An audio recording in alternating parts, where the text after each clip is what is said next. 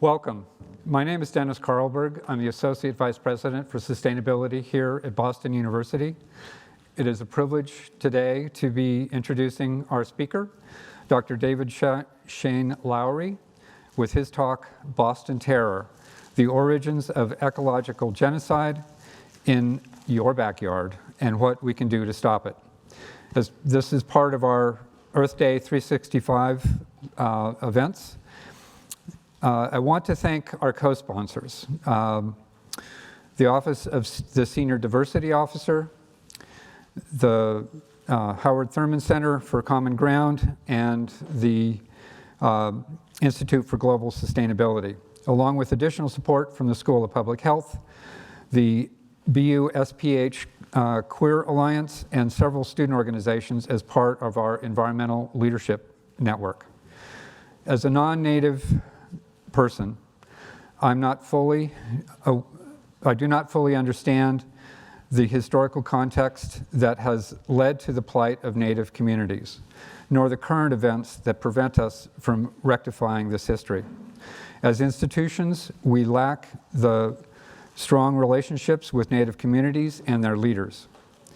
It is our hope that by bringing authentic voices to this conversation, we can all listen, learn, and begin the dialogue necessary to address these inequities. We hope you will be joining us today in this dialogue. So why am I here? And why is BU Sustainability co-sponsoring this event, or these events? There's also the one this evening. Sustainability and indigeneity are intertwined and really cannot be separated. As we strive for racial and environmental justice, we must remember that Indigenous populations are integral and key to these conversations. I hope today's lecture and this evening's film screening will be helpful for the BU community to continue to have conversations that will help us all move to a more just and sustainable future. With that, I am pleased to welcome Dr. David Shane Lowry today to Boston University. Dr. Lowry is an anthropologist, author, and lecturer, and serves as a visiting fellow, at the Brandeis University Heller School of Social Policy and Management, Sillerman Center for the Advancement of Philanthropy. For over a decade, he has lectured across the United States and led conversations at the intersection of race, health, and science, and with pop culture. His research related to American philanthropy is, in part, an extension of his upcoming book, Lumbee Pipelines. Previously, he was a distinguished fellow in the Native American Studies at MIT. And along with Lumbee Pipelines, Dr. Lowry is collaborating with the MIT Press on a book titled Indigenous MIT. With that, please welcome Dr. Lowry.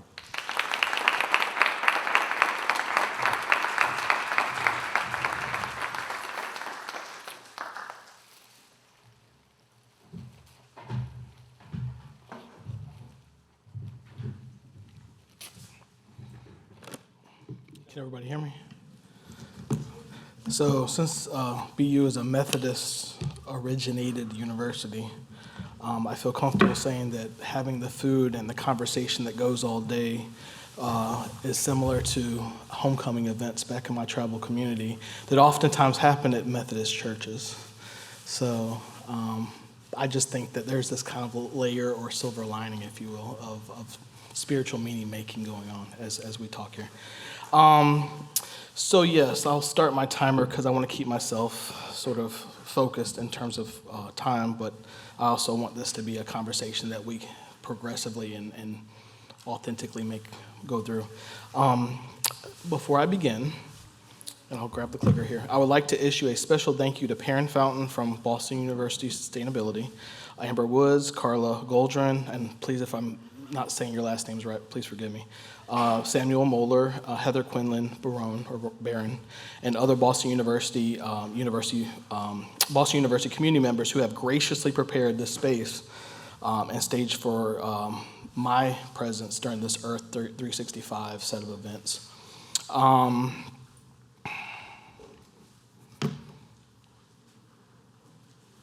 So before I actually start the slide, many of you probably imagine American Indians as folks in plain style headdresses or decked out in silver and turquoise. And if you go to New Mexico, Arizona, you see plenty of turquoise and silver, and Navajo people and Pueblo folks are well known for their jewelry making, and people from my tribal community actually make similar types of jewelry. While I do own a lot of turquoise and silver, and actually my wedding band is a Navajo-made ring, I am like many American Indians who appear in bow ties and, well, not a lot of us, but one or two of us, in military and police uniforms and white coats and nursing uniforms and teacher uniforms, armed with Ph.D.s and Coca-Cola scholarships and National Science Foundation funding. And within my unique uniform, which is unique as much as it ties Native people together because we all wear them and they all kind of blend into the uniforms that you would see anybody else wearing, I come here today to speak about conditions that surround American Indian people, that surround and inundate the communities and bodies of American Indian people, which often go unrecognized and unaddressed in teaching policies and budgets in the United States.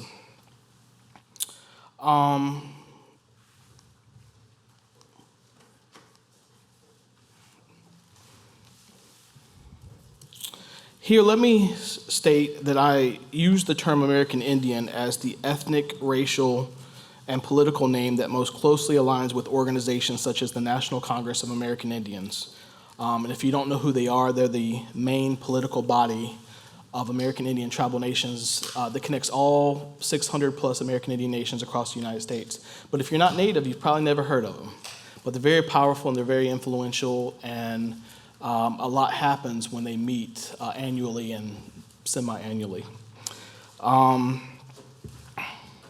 However, you or others might use labels such as Native American or Indigenous American or Native to reference the same communities that I'm talking about today. But today I prefer American Indian, and I'll probably use that term more than any. The photos you see up here, I wanted to introduce myself, kind of wiggle myself into this community a little bit on a personal note. I've been brainstorming for a few weeks about how I might begin this lecture while making an inquiry related to my upcoming book, it caught my attention. My upcoming book, Lumbee Pipelines, American Indian Movement and the Residue of Settler Colonialism. I stumbled upon a small part of the educational history of the Lumbee tribe that I believe deserves much more attention here at BU, or Boston University. In the 1940s and 1950s, after dedicating themselves to the freedom of Jewish peoples in all of Europe in World War II, American Indian men and women were systematically discriminated against by UNC Chapel Hill, home of the Tar Heels. When's our last national championship? 2017, I believe. And other state universities in North Carolina as they attempted to use their GI Bills, which were supposed to give all U.S. soldiers access to higher education after World War II. As a result of this discrimination, American Indian students from the eight American Indian tribal nations in North Carolina traveled to universities in other parts of the United States to live and gain various academic credentials from law to medicine to education. Several Lumbee people, so several people from my tribal community, enrolled here at BU. One of these students was a man, up here on the screen, named Adolph Dial. He moved to Boston in the late 1940s and early 1950s, where he received a master's degree in education in 1953 and an advanced certificate in something, I'm not sure what, in 1958. So he was up here pretty much the bulk of the 1950s decade. Beginning in 1958, he started what was then the only American Indian Studies program in the eastern United States at what is now University of North Carolina at Pembroke. He was perhaps the most preeminent scholar of American Indian Studies in the eastern or southeastern United States for decades. And he wrote a book, The Only Land I Know, and he became the first American Indian or Indigenous delegate to the Democrat National Convention, and I believe this all happened in the 1970s, early 1970s, but his appointment to the DNC was in 1972. I've heard stories of Adolf Dial riding elevators with Martin Luther King Jr. as their time at BU overlapped in geographically and in terms of educational relationship. I have a question, did MLK or Martin Luther King see Dial as just another student, or did they sit in the same classrooms that prepared them to enter parallel pathways of justice? We may never know. We just simply may never know. I've never heard oral histories, and I haven't really gotten any details from family members that say that their lives significantly overlapped. But my question again is, did anyone at BU in the 1950s understand that American Indian people were using BU as a hub within which American Indian community leaders launched efforts to fight for integrity, life, and self-determination for their tribal communities? Perhaps this is a needed area of scholarship here at BU and elsewhere. BU is often remembered as a springboard for Martin Luther King Jr., or MLK as I call him. After graduating from Boston University in the late 1950s, MLK's marches, lectures, and his letters from jail created an impulse within higher education and other parts of America to push forward within new areas of study.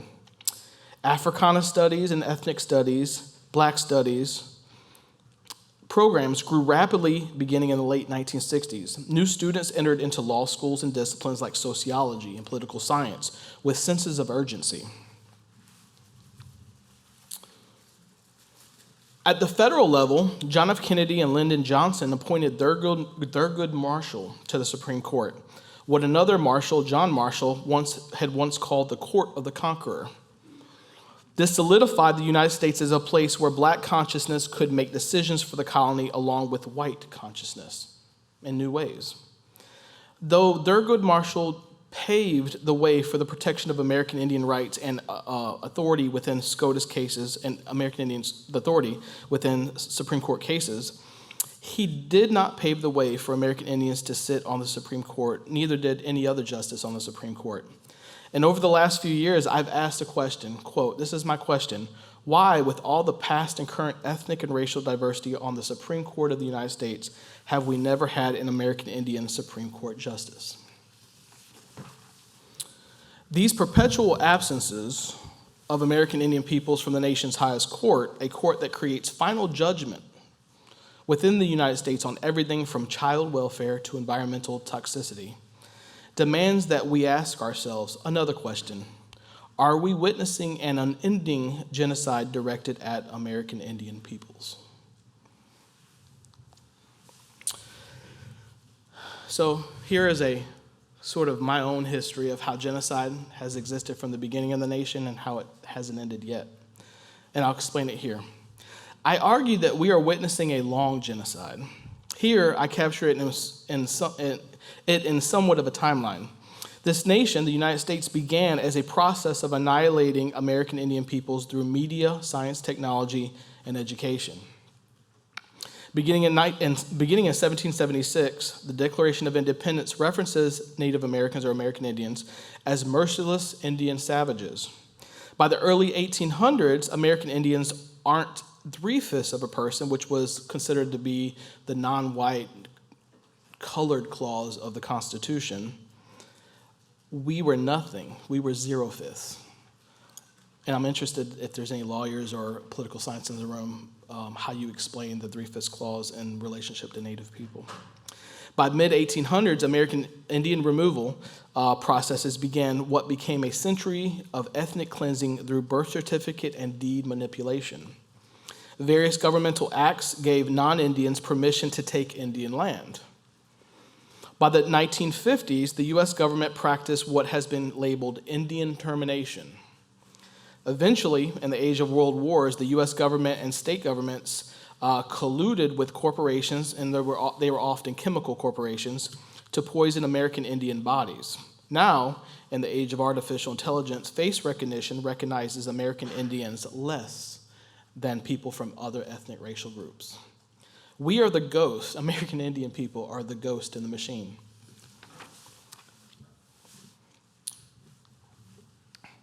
Now, this slide shows you the rules or the determining factors for what is a genocide according to the United Nations. The United Nations has published rules for determining genocide, which have been there for quite a few years, if I'm not mistaken. According to these rules, there are 5 primary ways of identifying genocide. 1, killing members of a particular group because they're part of that group. Causing serious bodily or mental harm to members of that particular or a particular group. Deliberately inflicting on a particular group conditions of life calculated to bring about its physical destruction in whole or in part. Imposing measures intended to prevent birth within a particular group. And the 5th quality or way of identifying genocide is forcibly transferring children of a particular group to another group. I believe, as we're sitting here at BU in the middle of Boston, in the middle of higher education more generally, I believe that most people focus on the first quality without much thought about the other 4 qualities. However, each quality is absolutely in play today, not just in the deep American past. As such, let me briefly describe how several of these categories work. Let's discuss the UN's notion that genocide is the purposeful killing of members of a group. There are various ways to look at systemic nationwide killing of American Indian peoples. In the late 2010s, as political movement built around Black Lives Matter, American Indian community leaders raised concern over how data was read by journalists, academics, and politicians. This concern culminated in a series of articles, including a 2017 article by CNN, that expressed that yes, in fact, American Indians suffered police shootings more than any other racial or ethnic group. More than Black Americans, more than Latino Americans, more than white Americans, more than anyone in the United States. These are actually girls and women who have been killed or kidnapped and disappeared in my tribal community. And this is a small collection. I think recently, Nicole, my wife, and I were talking about it. I think 5 women have been killed in the last couple weeks. It doesn't make any sense.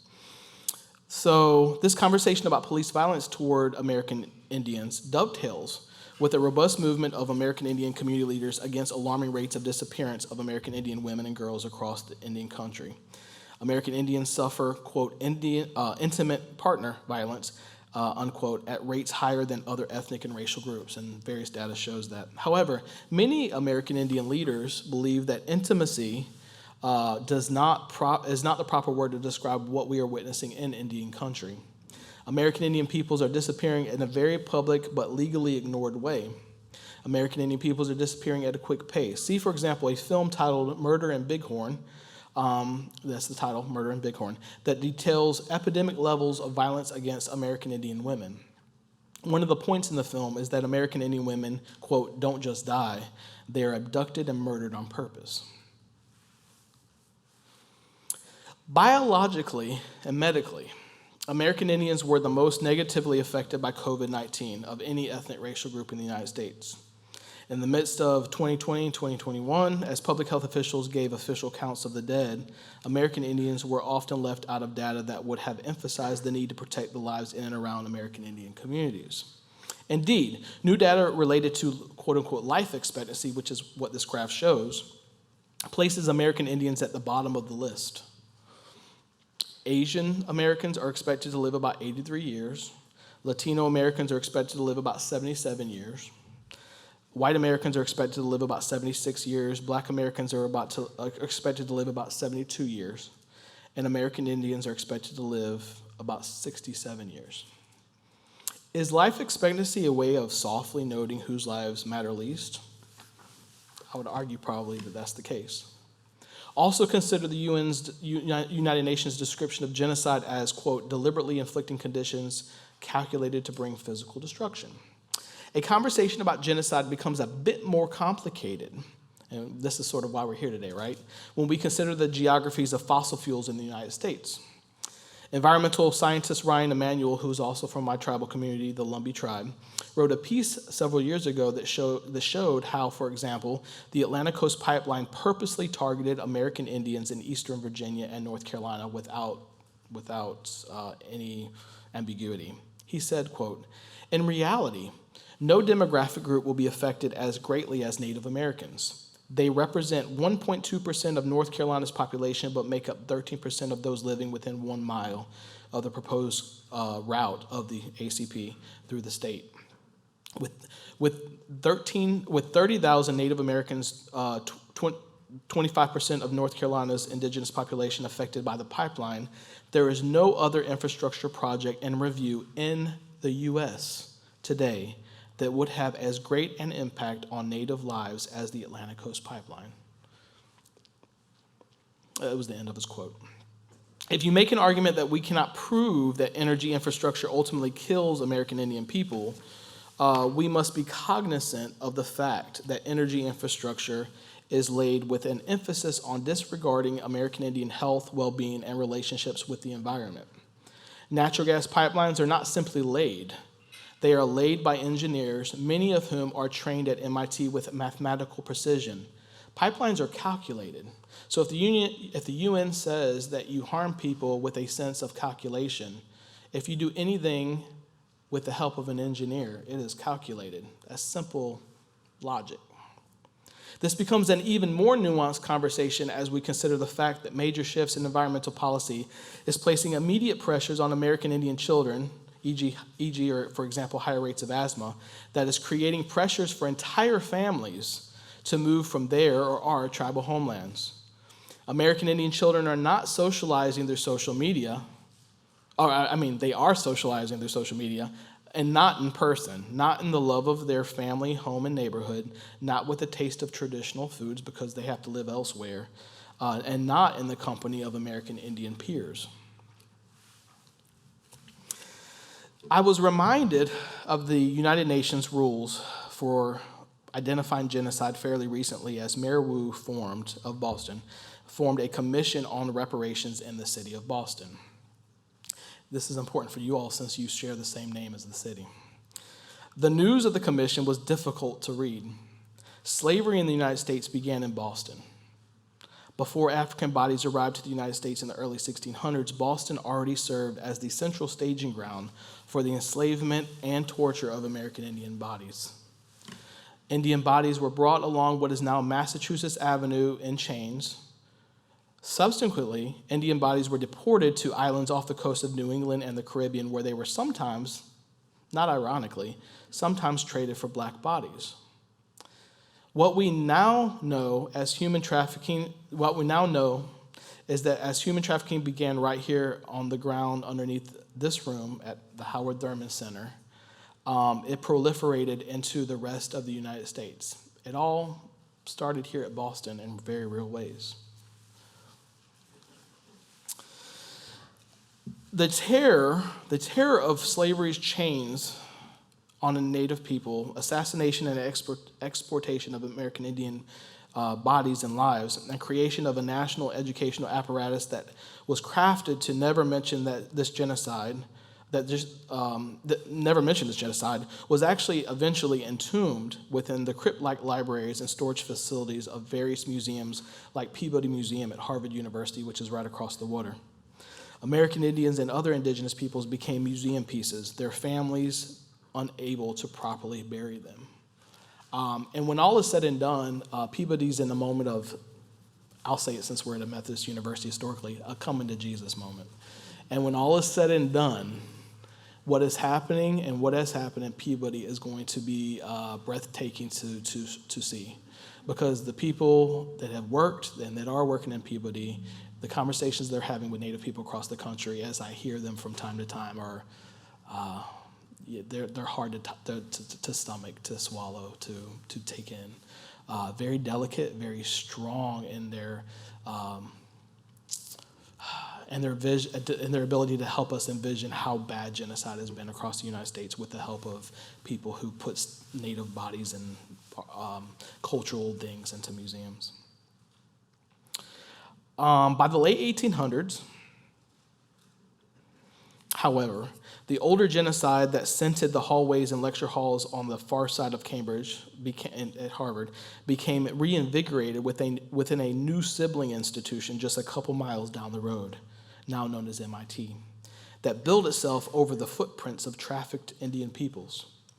It promised its students, government leaders, and business moguls that it would take the residue of genocide, land and resources stolen through the Moral Act of 1862 in particular, and use them to industrialize and innovate America and eventually the world. Boston University and MIT shared scholars such as the famed inventor Alexander Graham Bell. Although Bell had professional status at BU, he was a professor here. He helped crystallize the unique nature of MIT as the premier hub for innovation and technological spinoff into a large-scale societal transformation and into the formation of corporations. I began to think about this in new ways in August 2022 after my academic appointment at MIT was over. And people have asked me, they're like, you taught at MIT for a year and you did a bunch of stuff and it was just over. How do you feel? I'm like, I'm still trying to process that. A lot happened that year. But that summer in August, I read a news report that forever chemicals, and that's what they're called, forever chemicals, were found in the water supply of Cambridge. In simple terms, forever chemicals were first developed by the DuPont Corporation early in the 20th century as a solution to many domestic and manufacturing problems. When I heard the news of Cambridge's water crisis, which it was big news, at least locally, I immediately picked up my computer and started typing out an email to MIT's administrators, which at that time I was sending copious emails to various people at MIT. So this was one of the emails. Dear colleagues, I hope you are well. I'm not sure you heard of the recent water news. Cambridge has been using water that contains high levels of forever chemicals that are products of the DuPont Corporation. New paragraph. After the first year of Project Indigenous MIT, in which we discussed how MIT profited from DuPont's genocidal work against indigenous peoples, we have come, and I put this in asterisk, full circle. MIT needs a required undergraduate course and extended academic infrastructure that will make all MIT students aware of the colonial residue that they live within each day. Take care, and I signed DSL.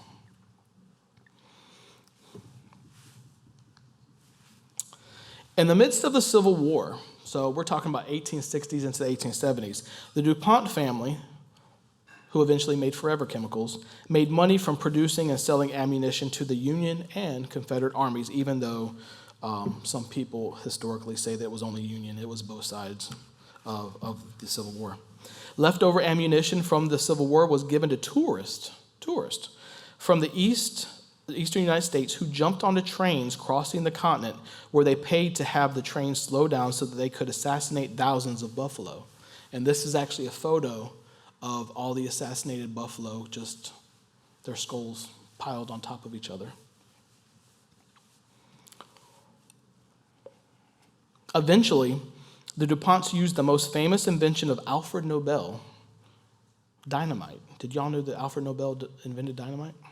To butcher an economy of targeting and blowing up American Indian ecosystems from Maine to Minnesota to southern Canada to California.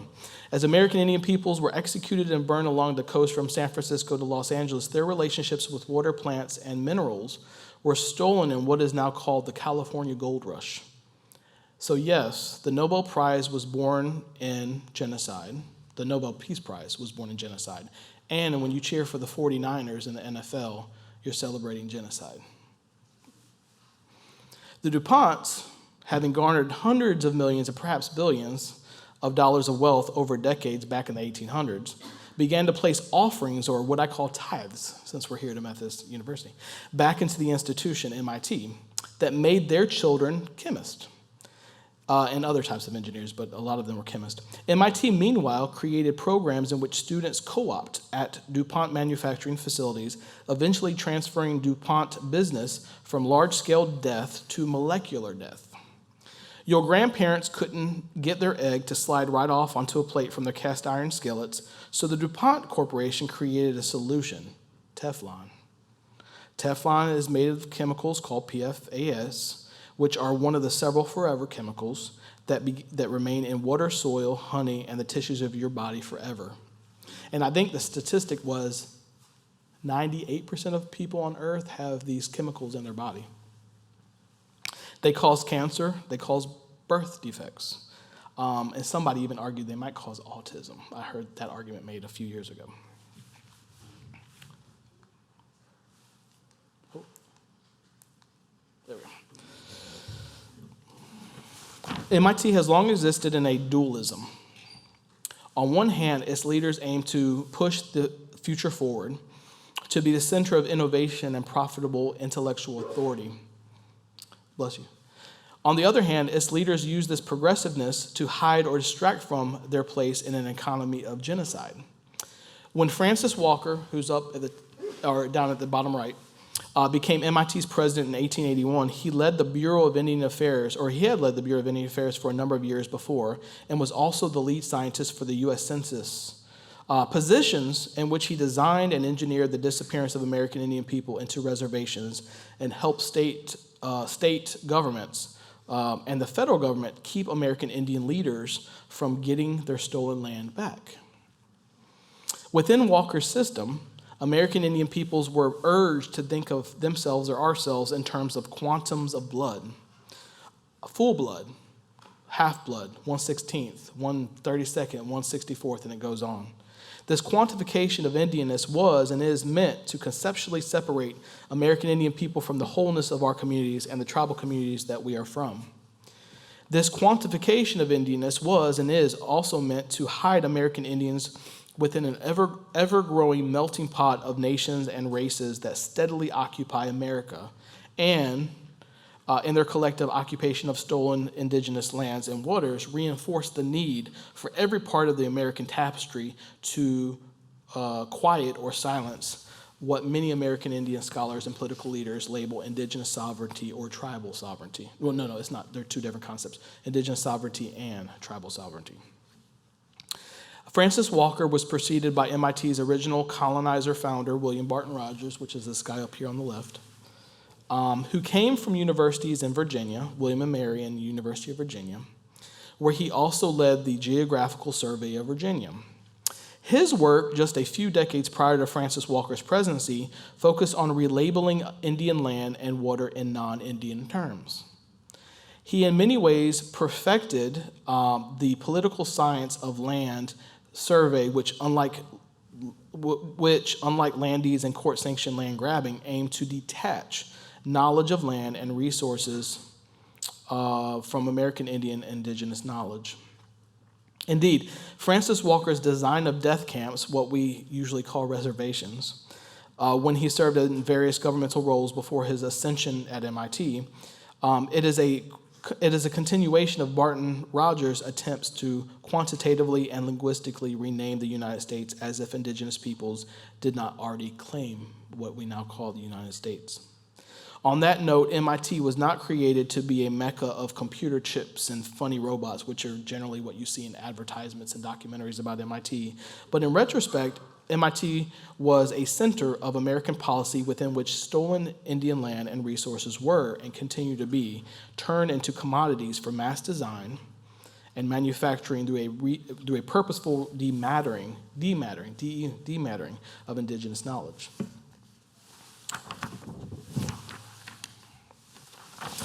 Also, political authority and relationships. So demattering of indigenous knowledge, political authority, and relationships. In other words, MIT was designed to be an ecological takeover of the entire continent. Ecology, the term ecology, is a term that Americans usually associate with soil, water, and agricultural production. However, as we enter into huge global conversations about things like climate change, a conversation about soil, water, and agriculture quickly becomes a conversation about human health, about how altering ecosystems through colonialism creates disease and medical suffering that hasn't stopped. It also becomes a conversation about how colonialism is embedded within media landscapes that set particular values for humans and non-humans. Take, for example, the fact that the ship in Moby Dick, the book, how many people have read Moby Dick growing up? The ship in Moby Dick is called Pequod or Pequot. A story about water and seafood, which is Moby Dick, about the economies of transocean trade, uses the enslavement of Pequot people, natives from here in New England, The shipment of Pequot people into a global economy of chattel slavery as an anchor for a much larger American public education apparatus. The fact that you all read it means that it is, that teaches about indigenous peoples as if we don't exist after the 1700s or the early 1800s. This, in many ways, this kind of framing where Native people have constantly been used as a mocking sort of layer upon the American sort of landscape, was the energy behind Deb Haaland, the Department of Interior's work recently. See, for example, Interior Secretary Deb Haaland's recent fight against the use of squaw from federal lands, which, as you can see on this headline, it's actually blanked out because it's a derogatory word. It's like the N-word. But people don't treat it as such oftentimes. Secretary Haaland, in her role as the first American Indian Secretary of the Interior, purposely pushed against dehumanization of American Indian women within the national park and federal land space. However, I argue that the biggest marks on the American landscape are not derogatory names, even though I still want to know why Massachusetts hasn't apologized for the stealing of the name of the people whose land we're on today, but conditions that are designed to harm the bodies of American Indian peoples in perpetuity. In late 2019, I participated in a documentary with Mercy for Animals on chicken CAFOs in the Lumbee community, which we will be watching tonight at the Boston Healing event, so please come if you're not registered. I told various stories, such as the one of a teacher in the Lumbee community who was frightened when a fly that was born or created within piles of chicken feces from corporate chicken farms just outside her classroom the fly moved her digital chalkboard. One of her students asked her, quote, "Why are there so many flies in our school?" unquote. This teacher, again, this is in the Lumbee tribal community, this teacher entered a conversation about asthma and public health, and she told me later on that about 70% of her students carried inhalers for asthma.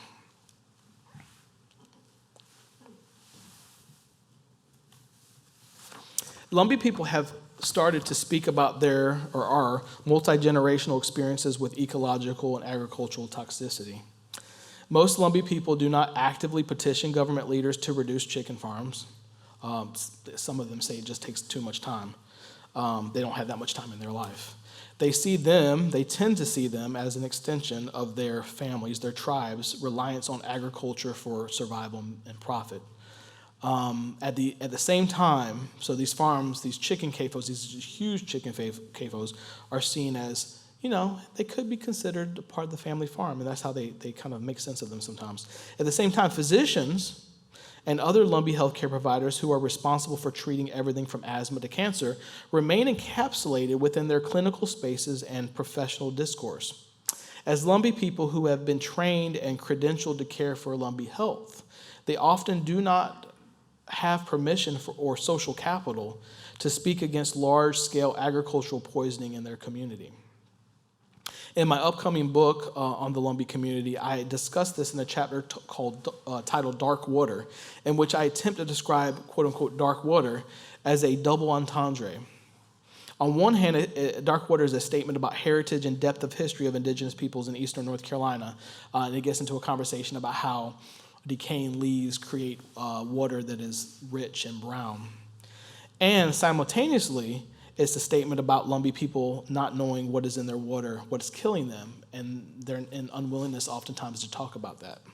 Celebration of water and trees in the Lumbee community is centuries old. The dress of Lumbee women's regalia, as you can see here on the right, at Lumbee pageants are often embroidered with images of water and trees.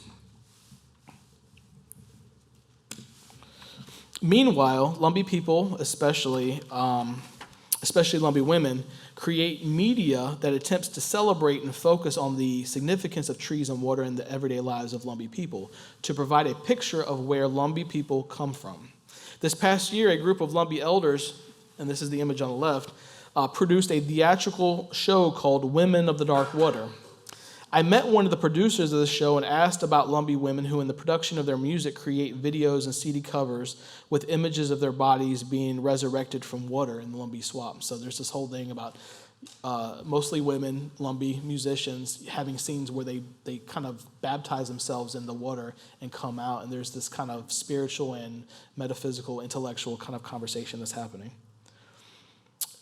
This producer smiled as if she entered deep thought, and then she responded, quote, "Our story is about where we come from the water, but we aren't in the water anymore," unquote. In many ways, Lumbee people grieve a past in which our bodies could exist freely within environments where where we could enjoy water, medicinal plants, relationships with animals and insects. We complain, for example, that lightning bugs no longer exist like they used to just 30 years ago. And I'm interested, do y'all see lightning bugs like you used to?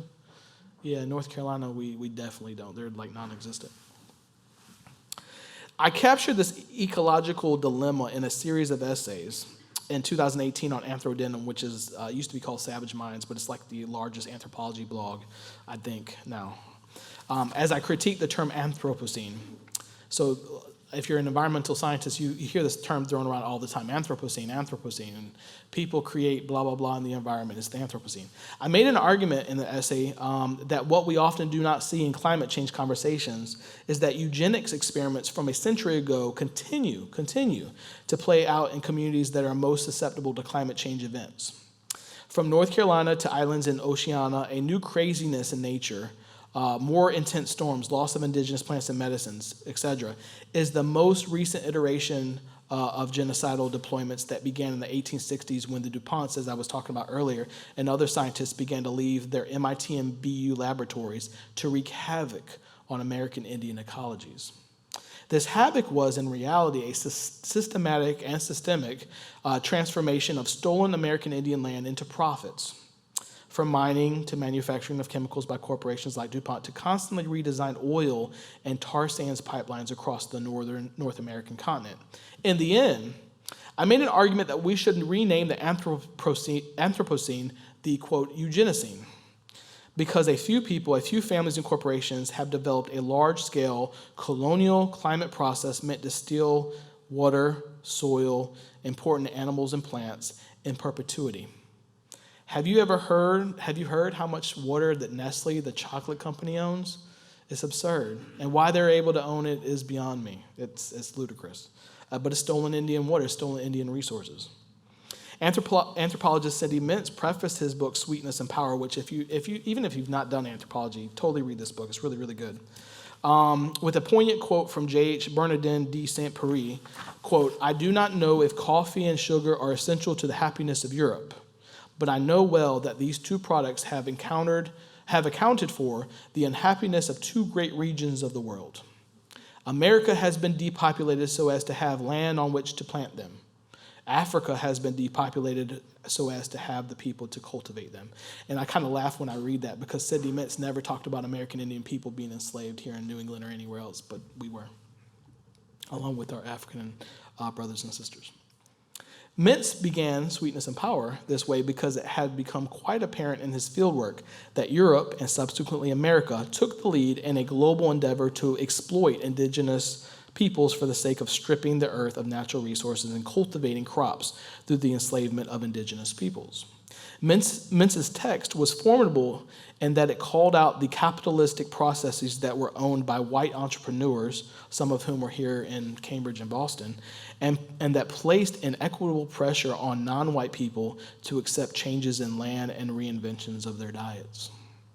For example, Mintz pointed out that in the early 1900s, sugar was being, quote-unquote, pumped into the crevices of many poor communities. As a result, sugar became associated with, quote, the good life. In American Indian communities today, quote, the good life has become epidemic rates of diabetes and cardiovascular disease that are catalyzed by sugar-like substances. But sugar is not the only culprit. I would argue that ecological terrorism of American Indian life is more accurately defined by the transformation of American Indian peoples into pumps or sieves whose kidneys and livers and hearts filter everything from natural gas to pharmaceuticals to forever chemicals from corporations like DuPont. See, for example, the story, and this is the article up here on the left, of the story of Gen X, which is another DuPont forever chemical, which has made its way into honey on Lumbee properties in southeastern North Carolina. The precision of sciences and innovations authored at MIT and other sibling institutions here in Boston and across the country are left unshrouded by some sense of ethics, unshrouded from an honest dialogue about the interface between science, technology, environment, and America's perpetual genocide. Indeed, in this room and online, ask yourself, what makes it so that the city of Cambridge recently, as I was saying before, quickly corrected its water source so that forever chemicals are no longer a threat to the people who live and work in Cambridge and around the Cambridge area? But there is no national outcry over the various ways that these same compounds leak and manifest themselves in every crevice of the Lumbee world. Do you have faculty here at BU who are capable of taking you through that conversation? And this is a conversation for the administrators here. Do you have faculty here who are able to take students through this conversation? As such, I end with something cute but not cute. Here I want to leave you with a reminder that is already built into the BU community. Your mascot is the Boston Terrier. The Boston Terrier, and I've become a quasi-expert on the Boston Terrier over the last couple of years. I don't know why. The Boston Terrier was bred somewhere between 1875 and 1880, more closely towards the 1880 year in Boston. Boston, as a matter of fact, was a central hub for Americans who were drowning in profits from the business of excavating land stolen from American Indian peoples through various governmental policies to enjoy a more leisurely existence in their downtime. In their business world, however, they were also attempting to technologically outfit students, government leaders, and corporate moguls with tools to dismember American Indian ecologies across the United States and beyond. In simple terms, while people in Boston created and perfected policies to end indigenous people's lives, they paid top dollar for the lives of dogs. American Indian political activist Russell Means wrote this in 2007, quote, "There are only three things that are measured by blood quantum: horses, dogs, and Indians," unquote. His words were brutally honest, and I ask you to kind of dwell on them. America has devalued American Indian life so much that in the early days of MIT and BU, American Indian life was made equivalent to beings that were typically used as collectibles. But more generally, they weren't human. They weren't quite human. Nothing has changed. American Indian peoples feel the pressures of a nation and of a world that has never wanted us and does not want us to be whole, doesn't want us to have our land back, doesn't want our health to be made better, doesn't want us to live till we're 80. However, now, the proverbial candle burns on both ends. So that was just one side of the candle. There's another side burning. American Indian communities, our health systems, our air, the political systems placed around us are purposely poisoned. One Indian elder in North Carolina told me a couple years back, in response to reports that dogs and horses were given special treatment after recent hurricanes and after wildfires in California, she said, quote, "At least they want the horses and dogs to live," unquote. And this was a response to the fact that I remember when Barack Obama was sort of talking from the White House about Hurricane Matthew. He talked about Haiti, and he talked about people in the Caribbean. He talked about people in Florida potentially being affected by Hurricane Matthew. But when the hurricane came to North Carolina, there was complete silence from the White House. And it did more damage in North Carolina to the Lumbee tribe than it did pretty much anywhere else in the world. What will you do? And this is sort of an ending, but I want to give you some kind of ideas. What will you do to end the conditions of genocide that have been designed, engineered, and protected here in Boston, at BU, at MIT, and at other institutions, at corporations? I've asked you about faculty. Are there faculty here to support students? Are there faculty here who are Native, who are Indigenous? Are there university administrators here who take it upon themselves to be kind of, to have colleagues who are Native, and to also, if they're not Native, to center Native Indigenous hurts and histories of genocide and current genocide and the way that they design and redesign BU. And I said this to Brandeis University the other day, people of the Massachusetts tribe should be specially invited to be on your board of trustees. I don't know if the people at Brandeis really listened to what I was saying, but I hope you at BU will. Why is it, and I'm pretty sure there are no Native Indigenous folks on your board of trustees. and more generally in your upper executive sort of space in the university. It is time that, I know they're talking about co-managing like national parks with Native people out west and other parts of the United States. When do you begin to co-manage the university with Indigenous peoples? This is a very important message, because for the students that are here who are very vulnerable and are eager to fix the world, and I know they are, they need you, the older, wiser administrators and people who lead and govern the university, to give them the tools necessary to address all of this. Anyway, I'm going to stop, and I think we might have questions.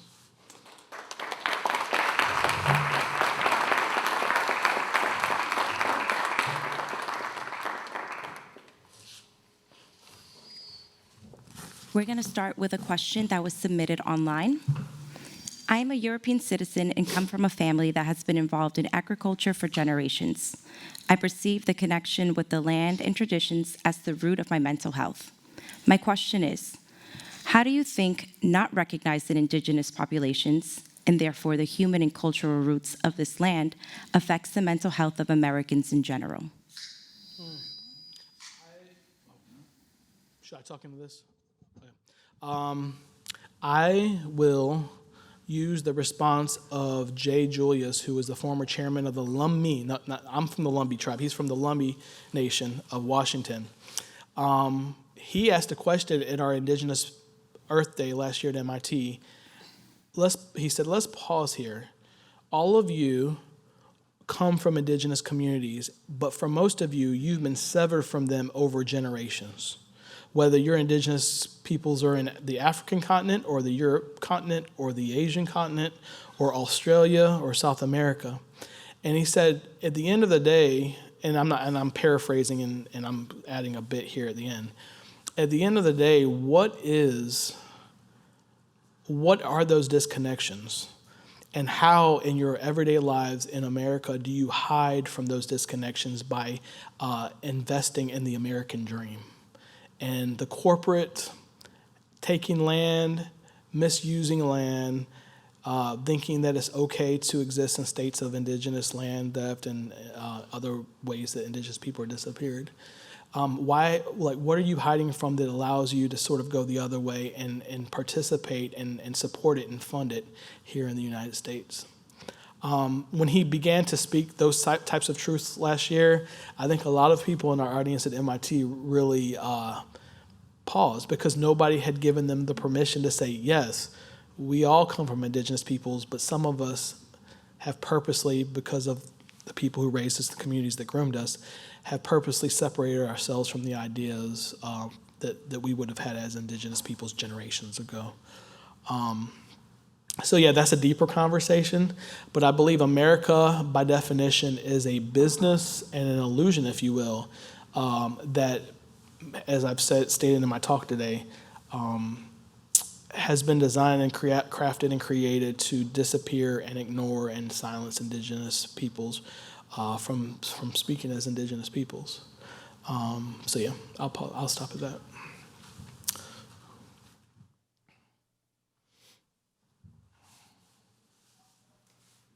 Don't be shy. Yes. First of all, thank you so much for such an incredible talk. I'm a student at Boston University, and I'm also a lifelong resident of Boston, Massachusetts.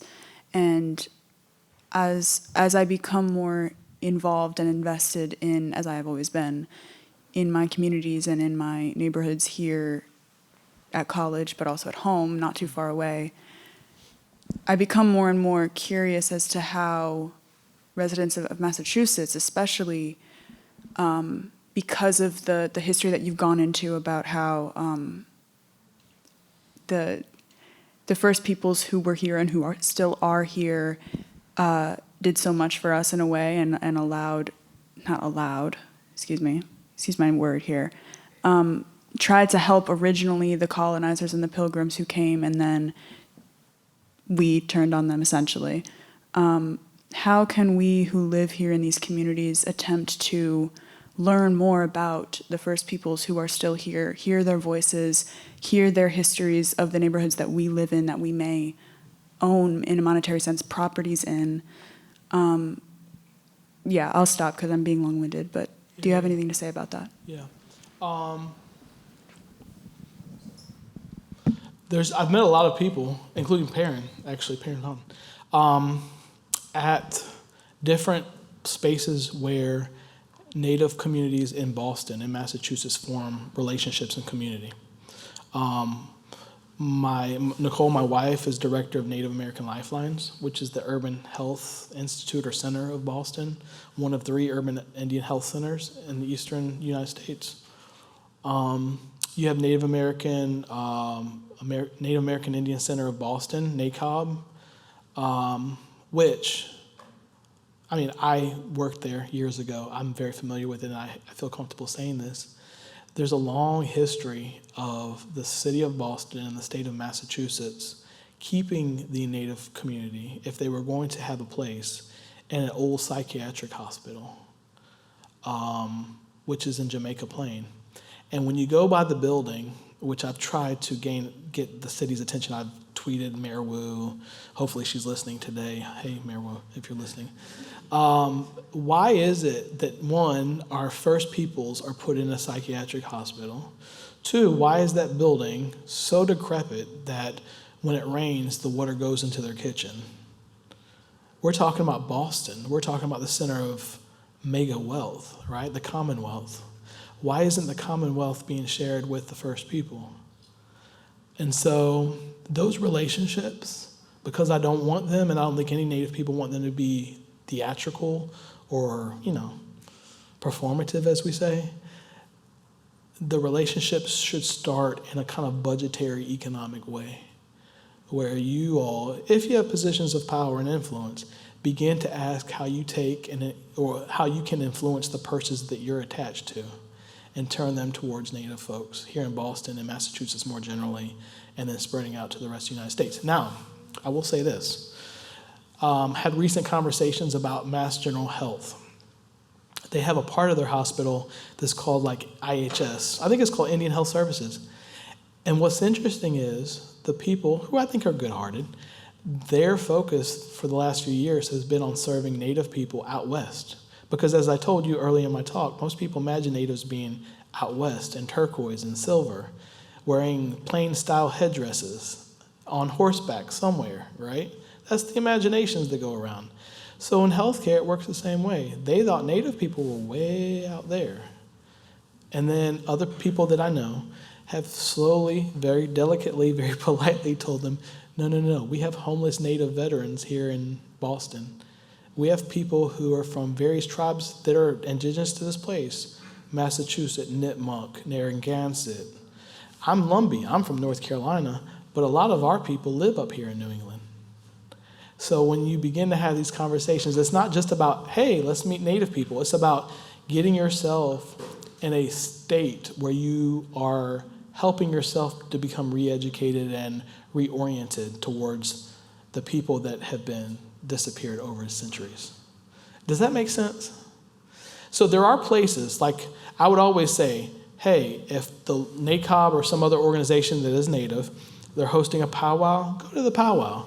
Talk to the people. Powwows are organized events where people do ceremonial dance and they have socials and they sell jewelry and there's all kinds of stuff going on. But don't let that be that kind of social entertainment space, if you will, because that's how a lot of people use powwow. Don't let that to be the beginning and end of your conversation. Let it be let it be in a set of events, a set of relationships where you bring Native people into your life, but you go into their life, and it's an actual kind of awkward but needed relationship building. And the thing is, I say this all the time, if you see me, if you see another Native person, there's oftentimes we're the only Native a lot of people know. And that's how much re-education and re-relationship building has to happen for all of this to be corrected. So anyway, I know my answer was long-winded, but I hope you get the point.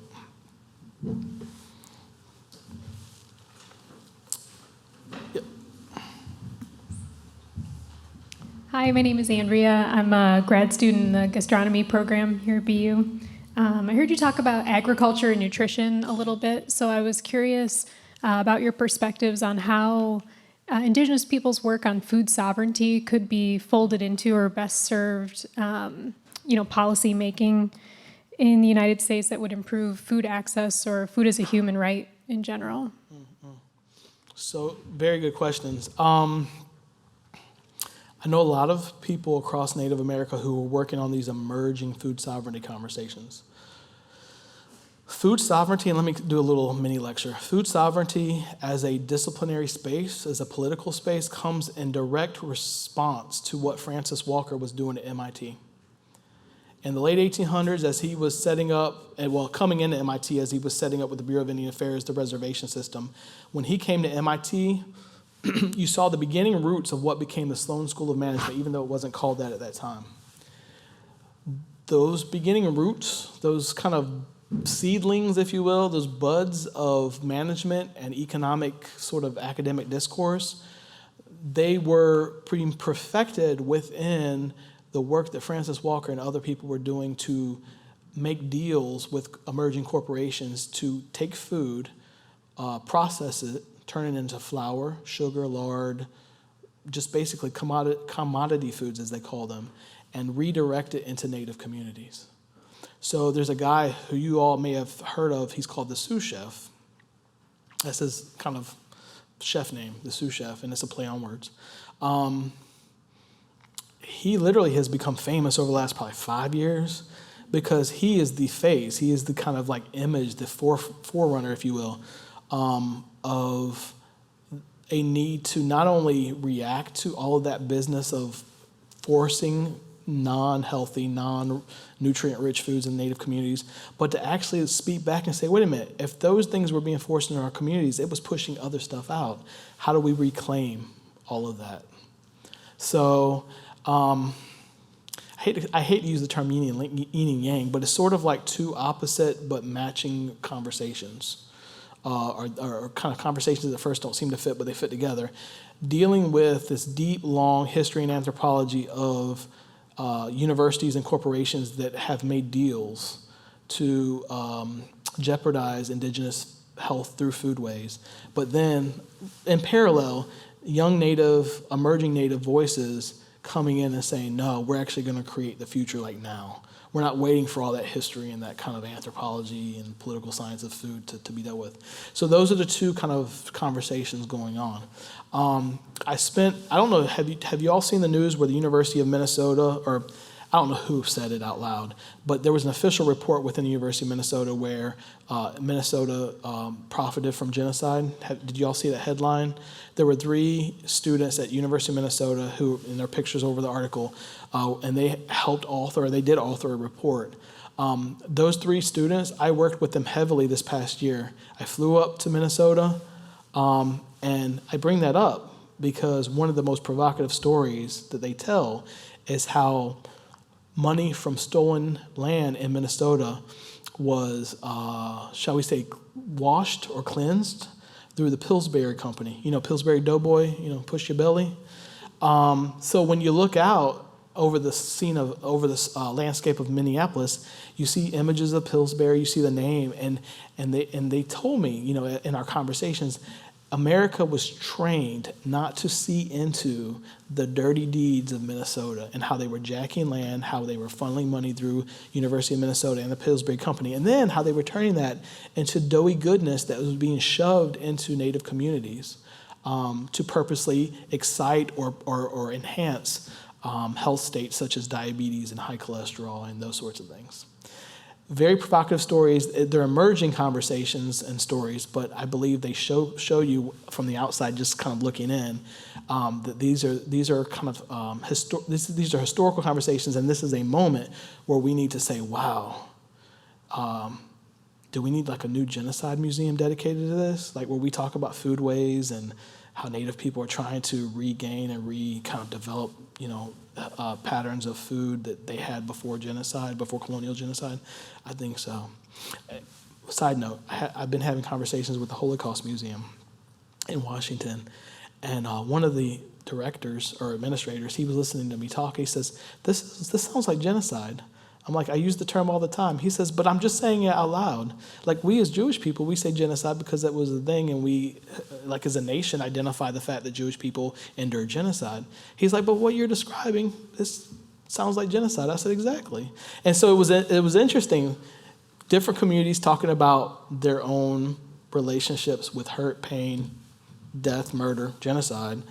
But the fact that it takes these moments for the two people from both communities to come into the same room and space and actually say, you endured that, I endured this, there's commonalities, there's parallels, and there's differences.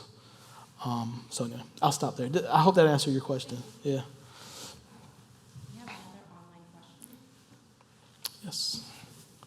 I'm an ordained minister and hospice chaplain who studies the intersection of grief and gratitude.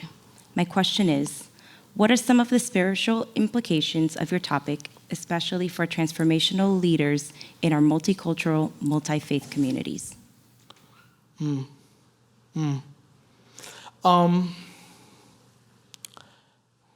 This gets into my second book. Higher education in Boston and in New England more generally, and I think in America more generally, more generally, is based in a sense of theocracy, where folks from Europe, and I'll say this out loud, folks in Europe dressed as Christians came into native land dressed as Christians. It was a Halloween costume, and they took the facade of Christianity and they pushed it onto and helped frame policies that helped make genocide justifiable. And what I find interesting, if you fast forward, I'm not saying that BU is a genocidal institution by definition, but I find that it, like many universities, have roots in some form of confession, Catholicism, Methodism, Southern Baptist. I know Wake Forest University in North Carolina, it had deep relationships with the Southern Baptist Church for years. And then when you look into, and I write about this in my first book, when you look into what they did to Lumbee and other Native people in North Carolina, they were the linchpin or the main lever of eugenics experiments in North Carolina for about 2 decades, from the 1930s into the 1940s into the 1960s. And then Duke University participated in some eugenics work, which I argue hasn't really been fully revealed. So anyway, it's a really interesting conversation, because if you come to the table and you say, hey, I'm representing Christ, or I have theological, relationships or identities or that I bring, and I want to reckon with this as a person of faith, you have to realize both how your social, religious space and organization, et cetera, has been used to process and make genocide happen, the genocide I just described here, but also how you might not be ready per your background to really deal with the healing that is necessary here. On that note, it gets into a whole lot of conversations about, can Native people be Christians, which is always the juxtaposition that's made, which if you're from our tribal community and everybody's got evangelical and Southern Baptist, uncles that are pastors and aunts sometimes that are pastors, there's no binary there. It's like Native people, Indigenous people can be Christian. There's no separation. It's not Christianity that did anything. It was the people dressed up as Christians that did dirty deeds, from the Puritans all the way up till today with the Catholic Church and all its dirty business. So I hope that answers the question. There's just a lot going on in that question. But I feel like for the BU community, your history is related and interconnected with the Methodist Church. So for you, those of you who say you have faith or you're embedded in relationships with Christ, or you might be non-religious, but you still appreciate a university and a community that is based in religious kind of tenets, if you will, sometimes. Consider what all of that means.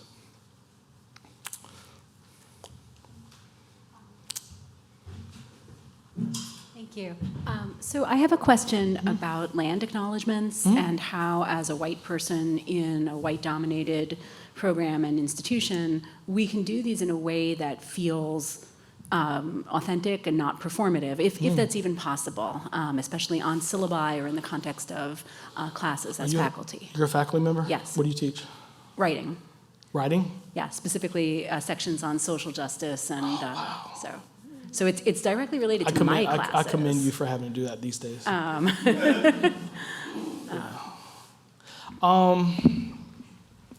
All right, so I want to say this out loud. There's two conversations going on in my head. I hope all the administrators who are here in person and who are watching understand that all of these questions signify a community that needs Indigenous studies here at BU. Can I say that again? I mean, do I need to say it again? You all need Native scholars. You all need Indigenous studies. I feel like there's so many questions, and it's not just your community. It's Brandeis, it's MIT. Every university needs a purposeful, pedagogical, ontological space in the university to do this work. So I'm gonna put that out there. Now to your question.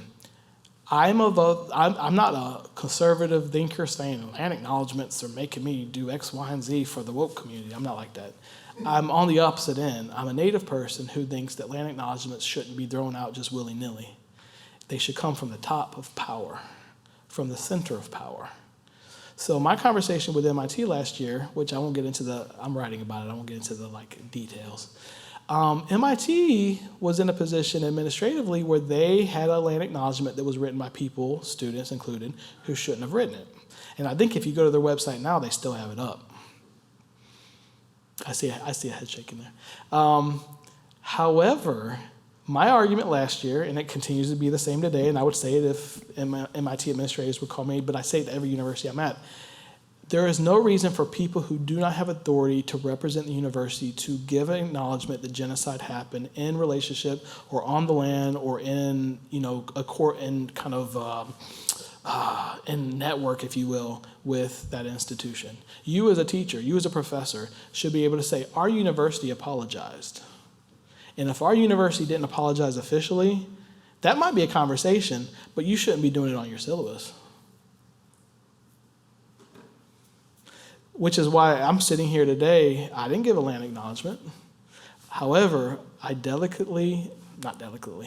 purposely wove the fact that Native people need to be here into what I'm saying. I identify genocide, which you can do that in your syllabus, identify genocide, but then always call on people who have intellectual and political and economic power to do their work to correct that history. Which if MIT would apologize today, which it hasn't, and President Reif last year wrote a couple letters, haven't officially apologized for MIT's role in genocide. If MIT would officially apologize today, with this upper leadership, all the provosts and the chancellors and the presidents in unison doing it, that would open up a wealth of consciousness, right? It would also open up pocketbooks, as we say in the South, purses, where people would say, oh, we now have permission to fund MIT in a certain way to do certain types of work, which it's not yet willing to do. And the thing is, you can't go to a researcher at an MIT or a B or whatever, teaching material science and say, you should do X, Y, and Z to do justice. They feel caught up in their funding. They feel like they're trapped in what they have. They feel like they have to fight for it.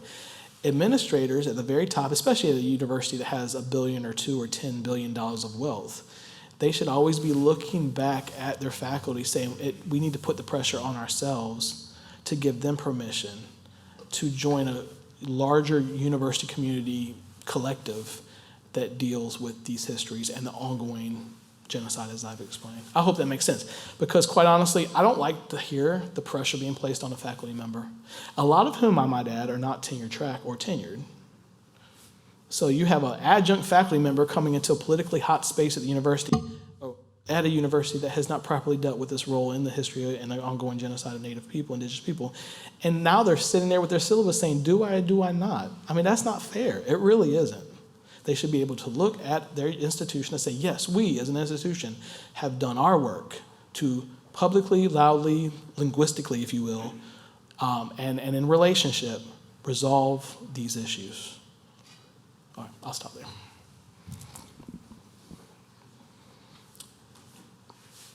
Please, more questions. I see familiar faces in the room.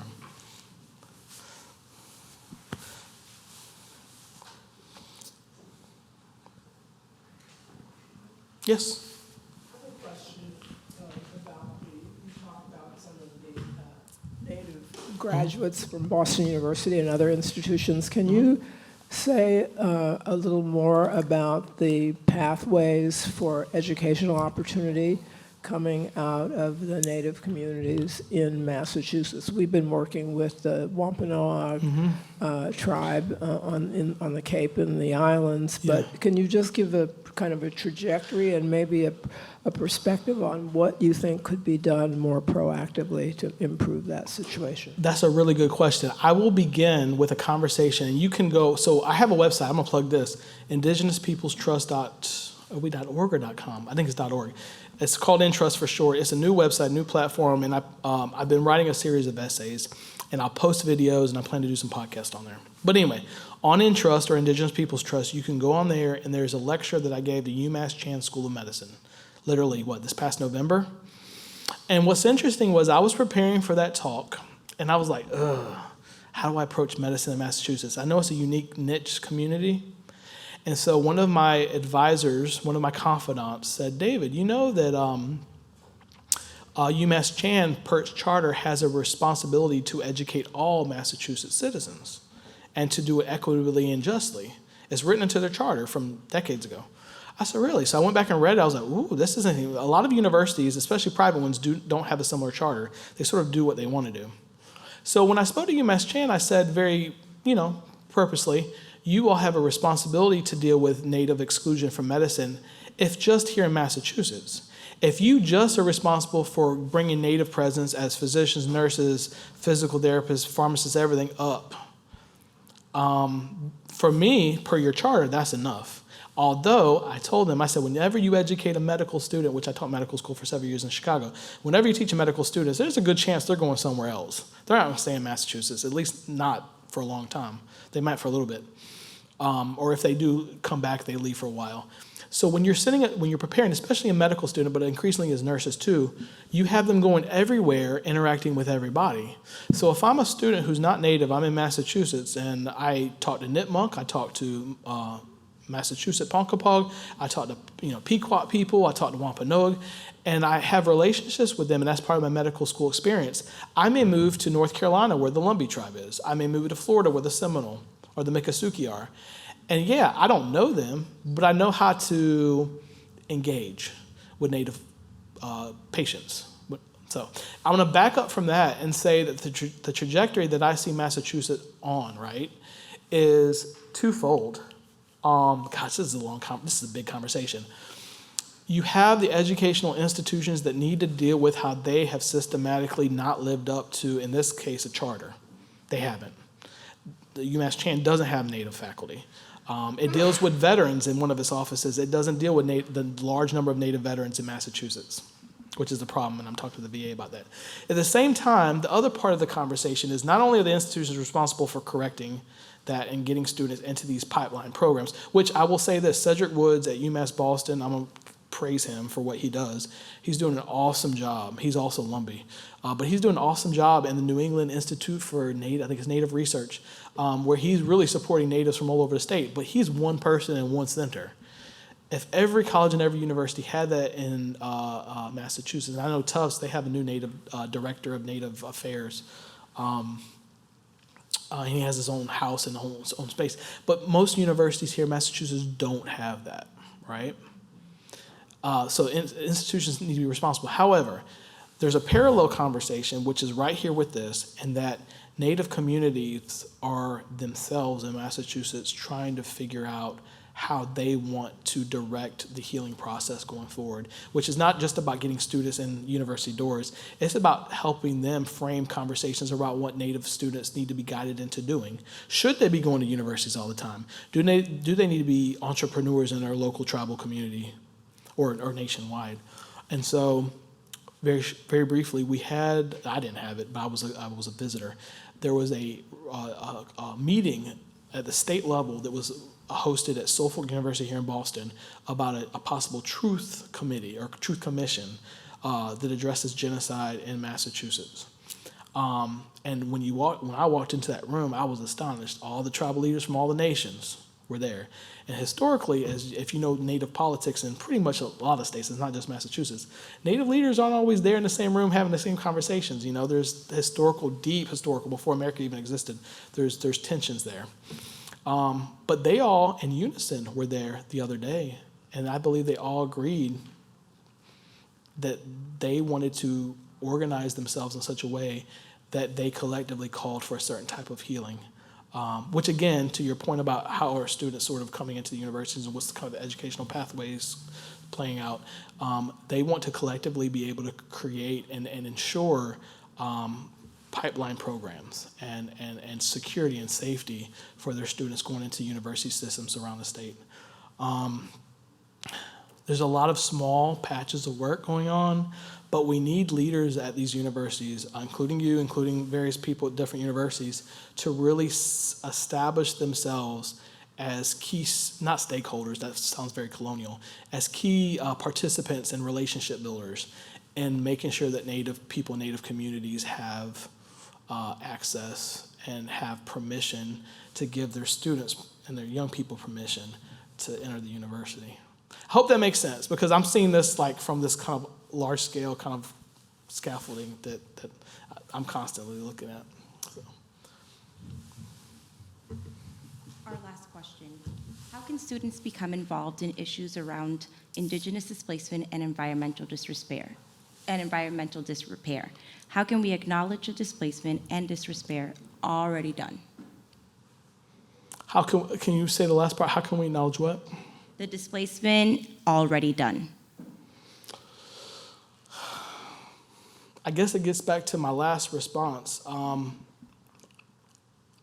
The typical university conversation around Native people is to have historians and anthropologists, usually who are not Native, give official stories and decree what has happened, in the world, right? And I say that with a haughty kind of voice because as a Native scholar, I'm always dealing with that. I'm like, I'm a Native and I'm a scholar, but I can always see through these, I can see through the veil of non-Native scholars who want to just be there and be kind of the truth holders and, be very declarative about what happens.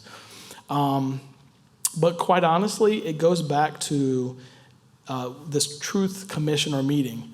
Native people, collectively, we're trying to situate our communities in such a way that we become the truth tellers, that our versions of history are history, that our versions of anthropology are anthropology, that no longer do you need a non-Native person coming in to verify who's what and who's who and how authentic this person is or whatever, but that we as Native people actually are the authoritative voices. This isn't just about identity. This is about issues of environment, health, which is why I always ask hospitals, universities that have medical centers and medical schools, you need Native people in, not just present kind of in a token way, but they're creating, helping craft policy.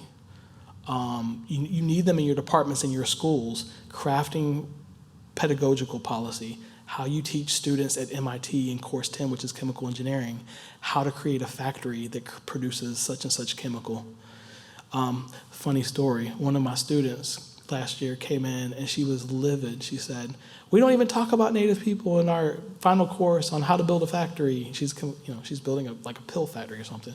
And I'm like, I wonder why. And she's like, you know what's ironic, Dr. I'm like, what? The factory's in North Carolina on your tribal land.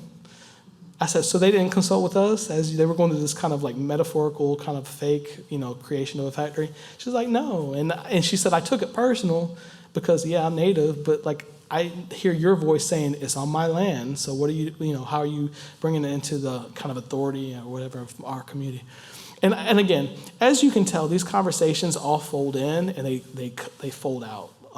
They're very circular. And when I went to MIT, or when I came out of MIT and the whole Forever Chemical story came out, and it was in Cambridge water, my first response was, it's all circular. At the end of the day, you can't hide the fact that all of this has happened historically, and you can't hide the fact that we have to deal with it now. Anyway, I'll stop there.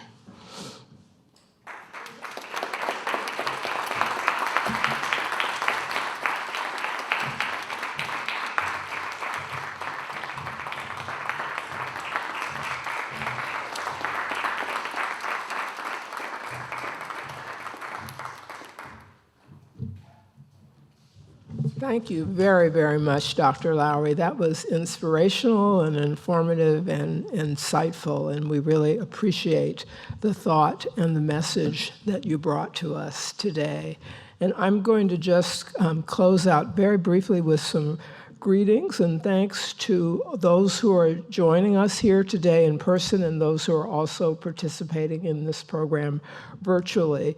We really appreciate your attention and your interest. And I want to just make a few remarks about sort of Earth Day to say that last Saturday was April 22nd, marked the 53rd annual observance of Earth Day, which marks the anniversary of the birth of the modern environmental movement. And today, more than 1 billion people from 193 countries in a wide range, participate in a wide range of Earth Day events that were coordinated globally. And on a personal note, I would say that my own awareness about climate issues and sustainability issues grew out of an opportunity that I had in 2014 and 15 to spend 10 days in Antarctica, organized by the Museum of Natural History, and discussing the effects of global warming on the planet Earth and the importance and the urgency of collective action around sustainability for the benefit of all people.